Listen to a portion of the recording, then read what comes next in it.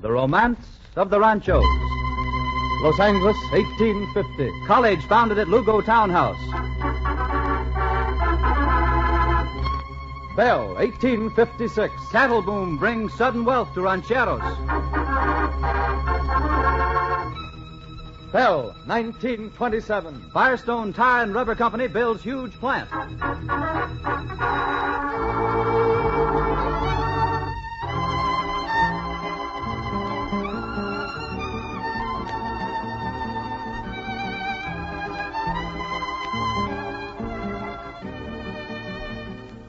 The Title Insurance and Trust Company of Los Angeles presents The Romance of the Ranchos, a weekly dramatization of the historic events which formed the colorful background for our Southern California of today.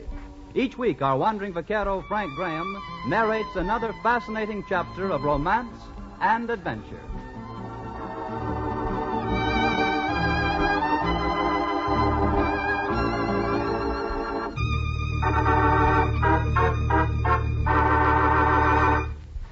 And tonight's story is indeed a fascinating one because of the fact that it deals with the land on which are now located the communities of Bell, Huntington Park, Vernon, Walnut Park, Southgate, Linwood, and East Los Angeles.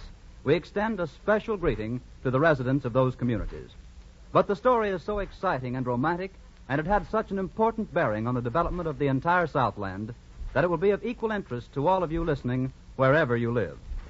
Title Insurance and Trust Company of Los Angeles is happy to present it for your enjoyment.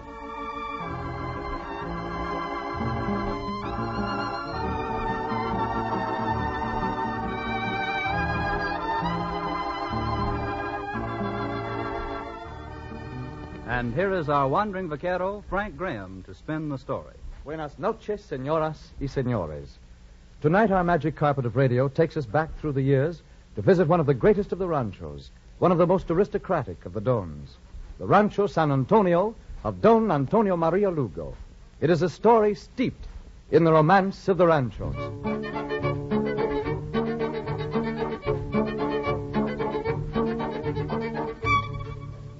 The story of the illustrious family of the Lugos starts in 1769, when, among the first Spanish settlers to come to California, Jose Maria Lugo landed and settled at Santa Barbara. A few years later, in 1775, a son was born, a son who was to become one of the patriarchs of California, Don Antonio Maria Lugo. Like most other Spanish gentlemen of his generation, he served as a soldier in the armies of the King of Spain, and in that capacity, he came to Los Angeles in 1803. There one day, he made a chance encounter. So you have decided to stay here, eh, Don Antonio? See, I think so. It is more pleasant to live. See, the climate is nice, And but... some of these soldados have received grants of land around here. That is fine. Perhaps I, too, can manage one. Not for me. I would rather be at San Diego. There is more to do, more life. Look at this sleepy little pueblo. Just look at it. Here we are in the main plaza, and what do you see? A few houses, a church, a merchant or two. Not for me. Is that all you see? Of course. Then you are blind, senor. Look, crossing the street. On their way to church, no doubt. Just the senorita, like any other senoritas. Oh, now I know you're blind. She's beautiful. She beautiful, perhaps, but not very resourceful. She seems to be stranded in the middle of the street. Oh, see.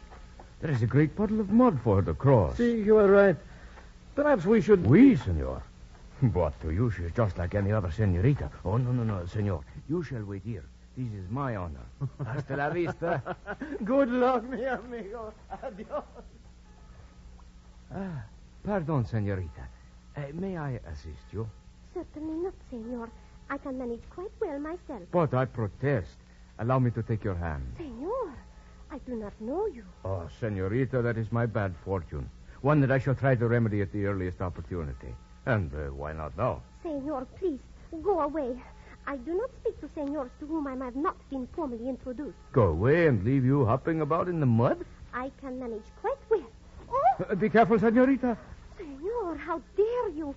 Take your hands away. But you would have fallen in the mud if I had not caught you. Never mind, Here, stop this quibbling. I shall take you up like this. Senor, stop! Carry you across the puddle like this. Oh, senor, no! And deposit you safely on the other side like this. Senor, you are bold. A soldado must be bold, senorita. In love as in war. Love, senor. You are more than bold. Oh, a figure of speech only. But I could not stand idly by and see a beautiful young lady in such distress. Oh, you must not say such things, senor. But you are beautiful. I will not listen to you. Am I so unattractive as that? No, you are not unattractive, senor. But it is not proper. I do not even know you. Then you shall, right now. Senorita, lovely flower of the desert, allow me to introduce el Senor Don Antonio Maria Lugo, your admiring servant. Buenos dias, Senor Don Antonio Maria Lugo. And you, senorita? You shall have to find that out elsewhere, my hero of the mud puddle. Hasta la vista. But, senorita, wait. If you find out, you may ask my father if you may call. Hasta la vista, senor. But senorita, you may be sure I will. Oh, very sure.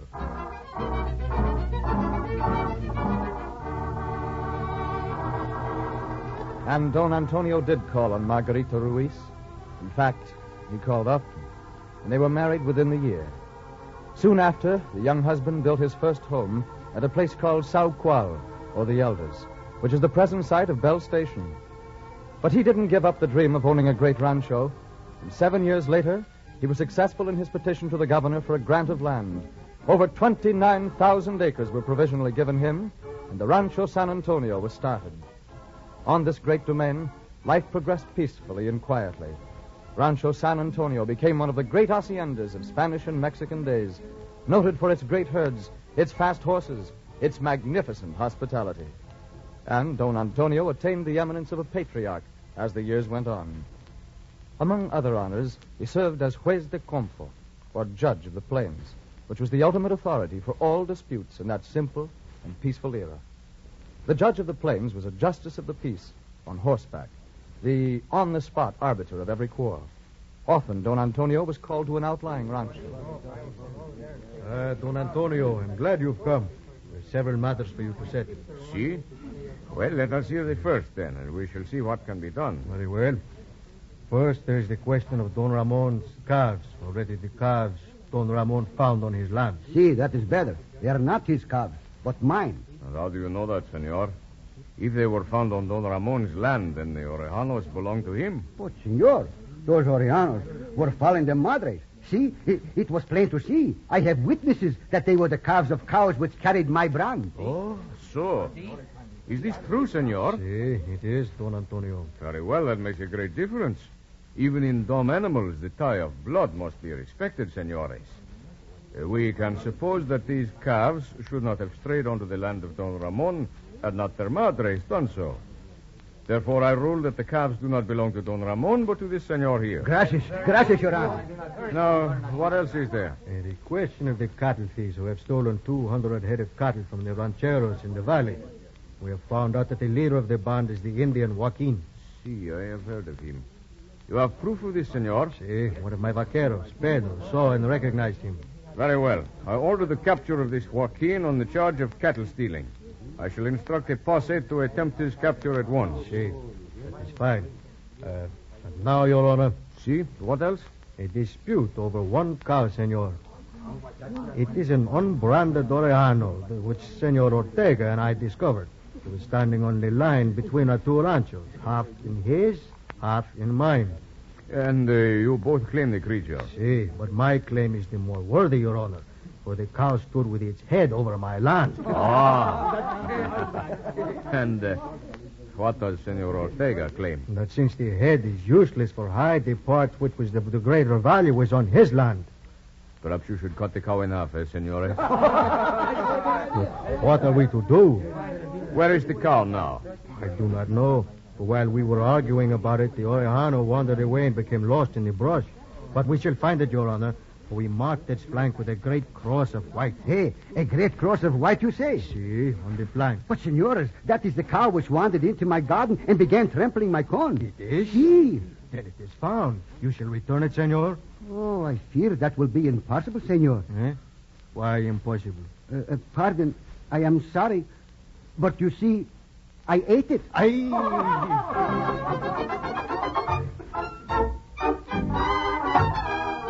The pleasant, peaceful life of the Ranchos went its even course for years. Then suddenly, California found itself the object of covetous glances from several different nations, including the United States. And presently, before many of the sleepy inhabitants were well aware of the situation, the American occupation was underway.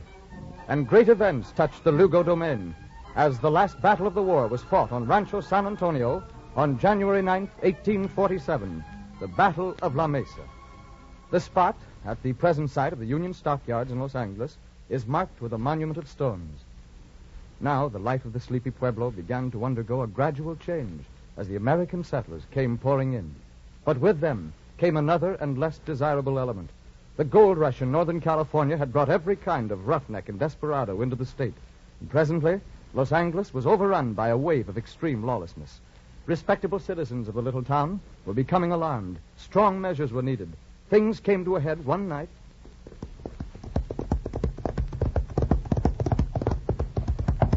Whoa, whoa. Well, Betsy, old gal, here we are, back home. Just a minute and you'll have... All right, senor. Put up your hands. What is this? All right, Temple. Hand over your money. I don't understand.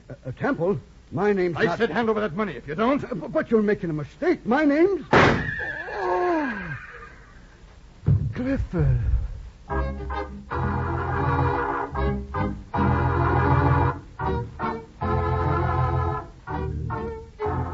Dead by the hand of a notorious desperado and gambler, the citizen Pinckney Clifford. Quickly, the irate people of Los Angeles gathered around the tiny jailhouse where the captured culprit was held.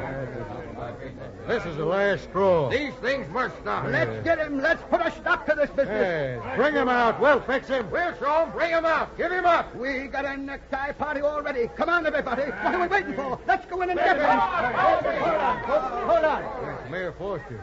What's he yelling All right, for? now just hold your horses, everybody.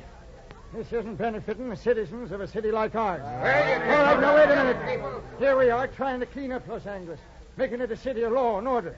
What do you fellas do? Throw over everything we've tried to do. All right. We ever expect to have order here, we got to establish it from the ground up. We got to let the courts take care of the criminals, not disregard their laws.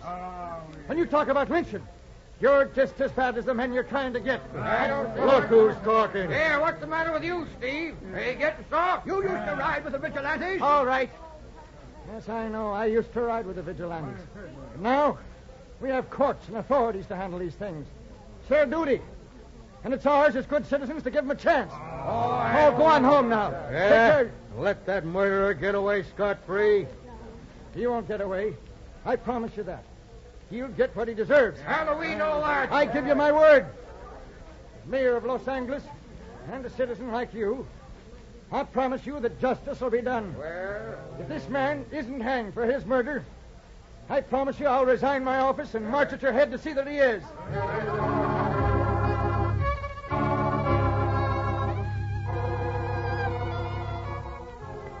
Stephen C. Foster, one of the first mayors of Los Angeles under the Americanos, who was also Don Antonio Maria Lugo's son-in-law, risked his office to stop the lynching. But a month later... You can't Out go of in my there. way. I'm going in to see the mayor. Come in. Come in. So, Foster, you promised that Brown would be hanged for murdering Clifford, eh? Yes, I gave you my word. Well, what are you going to do now? What do you mean? Brown was sentenced to be hanged? Yeah, he was supposed to get strung up tomorrow morning. Well, But he isn't.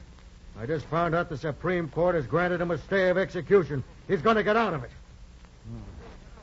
so, Is that all you can say? You gave your word, Foster. I know I did. And now let's see you make it good. Well, how can we respect the law if we... No matter.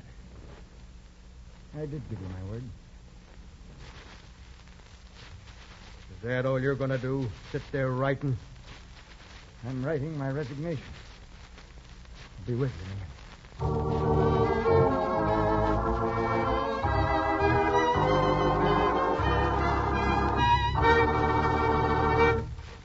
Because a policy of title insurance is so readily procurable, you might think it must be simple and inexpensive to produce.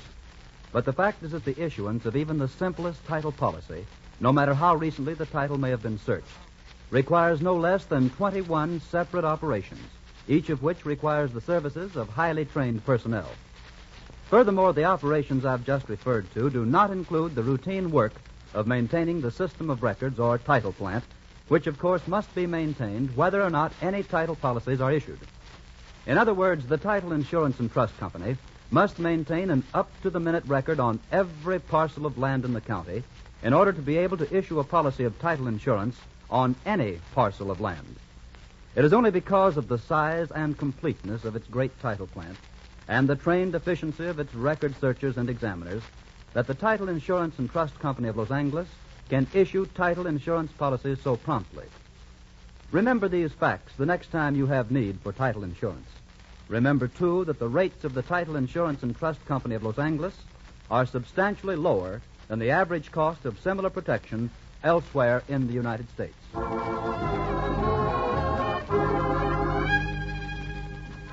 Fighting the lawlessness of early Los Angeles demanded strong measures, such as Stephen C. Foster was forced to use. And although conditions gradually improved, the little city was never to revert to the peaceful and quiet village of the Dons. And so it was that many of the rancheros abandoned their townhouses to retire to their more peaceful ranchos outside the city. Such was the case with Don Vicente Lugo, Don Antonio's son, who owned the Lugo townhouse. Don Vicente? I don't know what to say. This is indeed a generous gift. Not at all. I would rather that this house were to be used for some good purpose rather than another gambling den. Well, I'm happy that you feel this way. I am only sorry that I cannot change the location to a more desirable spot for a school. No, that's not important, senor. I believe the St. Vincent's College will prosper in spite of any unfortunate surroundings. Senor, I hope so.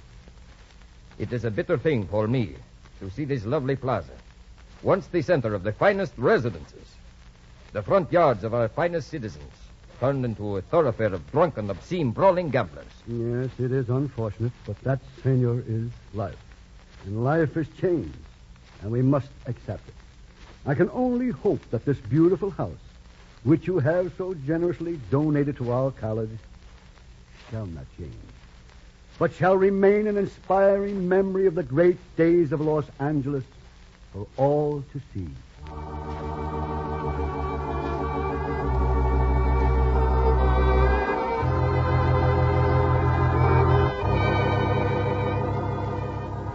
The townhouse of the Lugos still remains standing on the East Los Angeles Street, on the south side of the Los Angeles Plaza. Historic as the first two-story house in the Pueblo, it served as the home of St. Vincent's College, until in later years it was taken over by Chinese merchants and is now a curio shop. But the rancheros were still the leading citizens of Los Angeles, even though the Americans' progressive spirit was slowly forcing them out. They had a few more years of prosperity. In fact, the greatest they had ever known. For in the early 50s, wealth came to Los Angeles. Here, bird! Catch it, mis amigos! Whoever catches it can have it! There! Come, stop this. Oh, Don Vicente, mi amigo. Come, get in on the game. Catch the pesos. Jose, stop it. You are mad. Come with me, come. Oh, no, mi amigo. We are playing games. I cannot leave. You are coming with me. Hurry.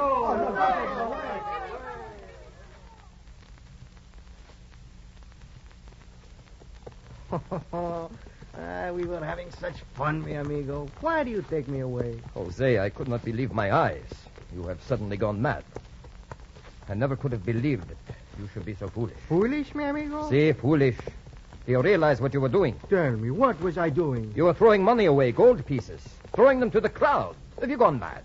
No, mi amigo. It was great sport. But gold pieces. Oh, fool, what are they to me? Nothing. Spare change. Gold pieces? See, you do not seem to realize, mi amigo. I'm a rich man now, a very rich man, and so are you. You are mad. What do you mean? I have just returned from San Francisco. I took a herd of cattle there, and I came back with thousands of pesos of gold. Now I'm rolling in gold. You have been gambling. Oh, no, senor, it was not necessary. I sold my cattle, see, for $75 a head. Senor, you are loco. $75 for a cow hide. Oh, no, senor, not for the hide, for the cow, for the meat. What, for the meat? But the meat of a cow is not worth $75. It only makes them carne seca. Oh, no, senor. Always it was the hide which was worth more, but not now. The Americanos, thousands of them in San Francisco, they want food, meat. And now the beef is far more valuable than the hide. 10, 20 times as valuable. And we're all rich. You with your thousands of heads, you can sell them for a princely fortune. Is this true? See. Hurry, mi amigo. Drive your herds to San Francisco. There a fortune is awaiting you.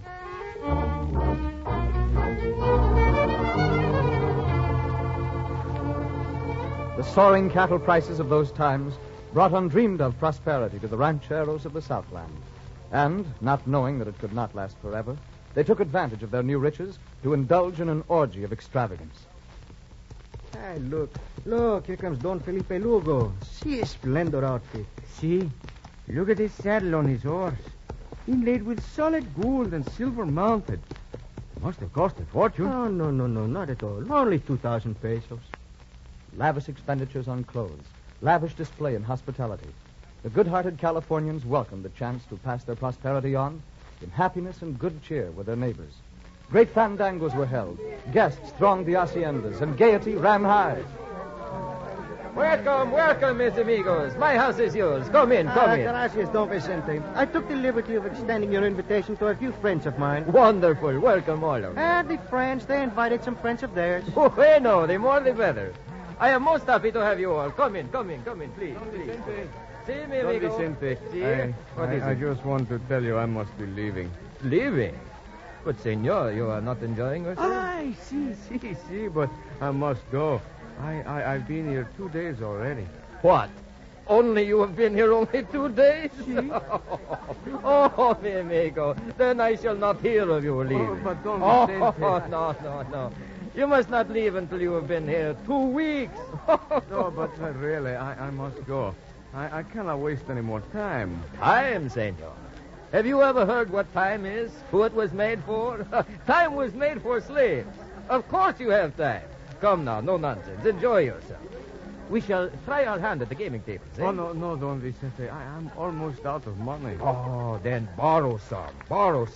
See, that is what I do whenever I run short of gold. Borrow. It is very easy. Oh, but the interest they charge you, senor, 6% a month. Oh, it is not much, senor, 6%. Besides, you shall pay it back, no? Yes, you will pay it back when you drive the next herd to San Francisco. Oh. So why not? Oh, come, you are timid. Maybe, senor, but this cannot go on forever. Money does not grow on trees. Oh, no, senor, you are right. No, money does not grow on trees. But it does grow on 4 legs. On who? We do not have to worry as long as we can raise our cattle. Until that time, we have money to burn. See, but have you thought perhaps that time might come soon?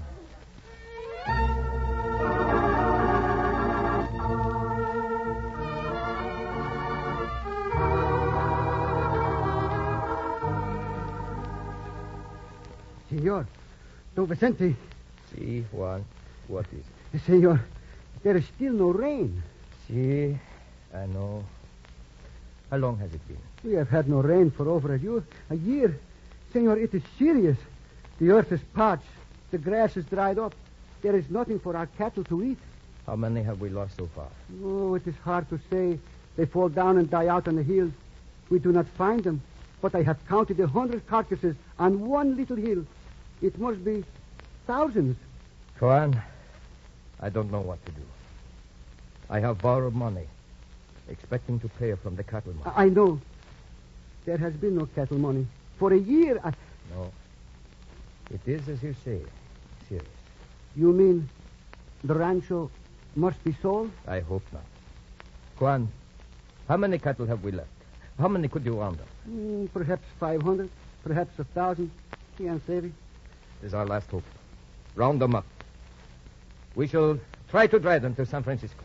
But, senor, they are half starved. They'll never get there. We'll try. It's our only chance.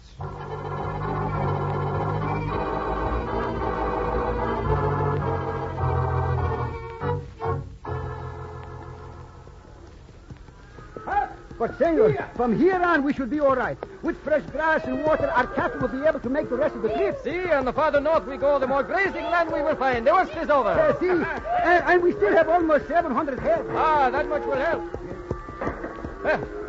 What is that? Senor, look. coming out of the canyon up ahead. Men on horseback. They are bandits. Cattle rustlers. Senor, they're after our cattle. No, there are too many of them. We cannot hope to stand them off. What shall we do? We shall fight. Come on, hold on, men, vaqueros. Hold them up. Hold them up.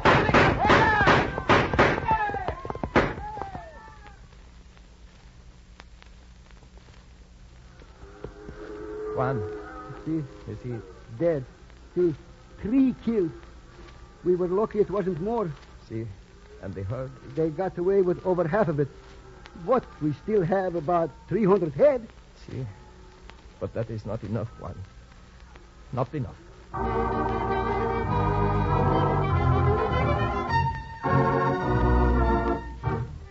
Misfortune came to the aristocratic Lugos, as it did to most of the old families of California. Bit by bit, they lost their vast Rancho San Antonio, until today, all that remains is a small tract upon which stands the home of Don Vicente Lugo, one of the first wooden houses ever to be built in Los Angeles County. In the years that followed, part of the land which once had been the Rancho San Antonio came under the ownership of Jonathan S. Slauson, for whom Slauson Avenue was named. And on this part, a few years ago, the great Firestone Tire and Rubber Company factory was built. On other parts of the rancho, the towns of Huntington Park, Vernon, Walnut Park, Bell, Southgate, Linwood, and East Los Angeles were built. And today, the land of Don Antonio Maria Lugo is the heart of a great industrial area. Over this land echoes the hum of factories. Its houses the greatest concentration of industry and commerce in western North America. Such is the story of progress, and such is the romance of the Ranchos.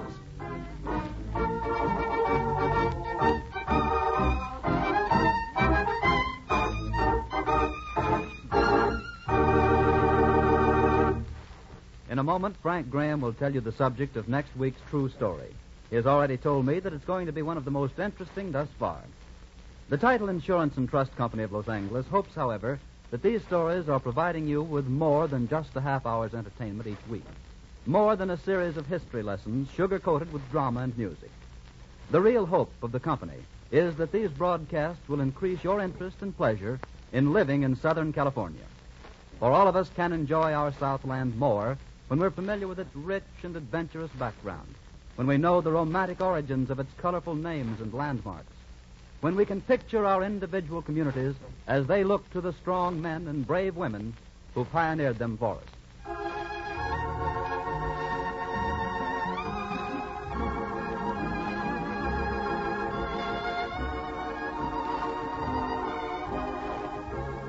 And what's the story for next week, Frank? Next week, we're going to react the adventurous life story of one of the early American pioneers in Southern California, Don Benito Wilson. It's a thrilling and exciting chapter in the romance of the Ranchos. And so, until next week, then, this is your wandering vaquero, Frank Graham, saying, Hasta la vista, señoras y señores. The Romance of the Ranchos, a presentation of the Title Insurance and Trust Company of Los Angeles, featuring Frank Graham as your wandering vaquero, is dramatized by John Dunkel and produced by Ted Bliss, with special music arranged by Irwin Yo. Bob Lamont speaking. This is the Columbia Broadcasting System.